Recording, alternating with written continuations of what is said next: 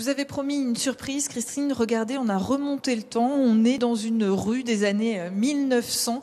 Alors regardez, tout a été refait et ce sont des façades authentiques. Oui, on a récupéré des vitrines de fourmis des années 1900 et on a bien sûr à l'intérieur remis les différents décors qu'on pouvait trouver dans ces différents magasins de l'époque. Là par exemple, c'était une mercerie qui a existé. Voilà, c'est une mercerie de fourmis qui a existé.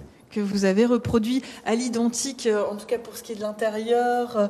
Et là, c'était le bureau de poste. Le bureau de poste de fourmis, qui a été démonté dans les années 70.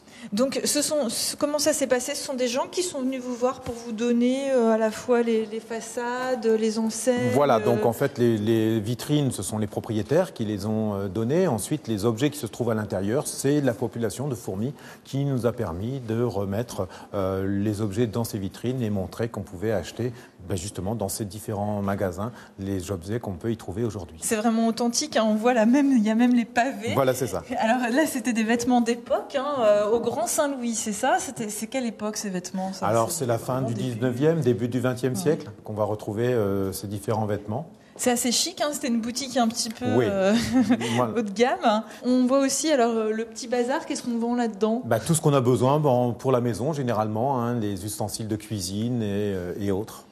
Ça, c'est quelque chose, j'imagine, qui plaît beaucoup aux gens qui viennent. Bien sûr, les plus anciens retrouvent ce qu'ils avaient pu trouver dans leur jeunesse chez leurs parents, voire leurs grands-parents. Alors, il y en a même quelques-unes dans lesquelles on peut rentrer, c'est ce qu'on va faire. Donc, c'est le cas de l'estaminet à l'ancienne, là aussi. Donc, vous pouvez nous en dire deux mots? Il vient d'où, alors, celui-ci? Alors, un estaminet, c'est un estaminet de fourmis, encore une fois. Un estaminet, c'est le lieu où on va venir boire un petit verre. On va venir rencontrer des gens, discuter, parler du travail généralement. Donc on peut dire que ce sont dans des estaminets où l'on a pu découvrir les premiers mouvements ouvriers qui, par la suite, nous, ici même à Fourmies, vont déclencher la journée du 1er mai où il y a eu ces événements et cette fusillade. Ouais, vous en parlez également dans le musée. Il y a une pièce qui est consacrée, même si on n'a pas pu la montrer. Alors, on va revenir à l'estaminet. On voit il y avait des jeux aussi, beaucoup. Voilà, là, bien on sûr. joue au dé, par exemple. On joue au dé, on joue aux pièces, on joue aux cartes. Et c'est quoi? Alors ça m'intrigue. Alors ça, c'est une bouteille qui nous permettait de boire de l'absinthe. D'où la petite cuillère. Voilà, avec la petite cuillère avec le petit sucre.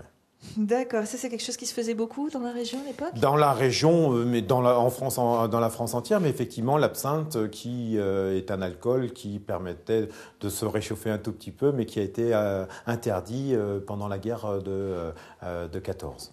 Merci beaucoup pour toutes ces explications. Si vous voulez en savoir plus, donc direction Fourmies, et demain nous serons en Belgique au château de Sénef. Merci Hélène.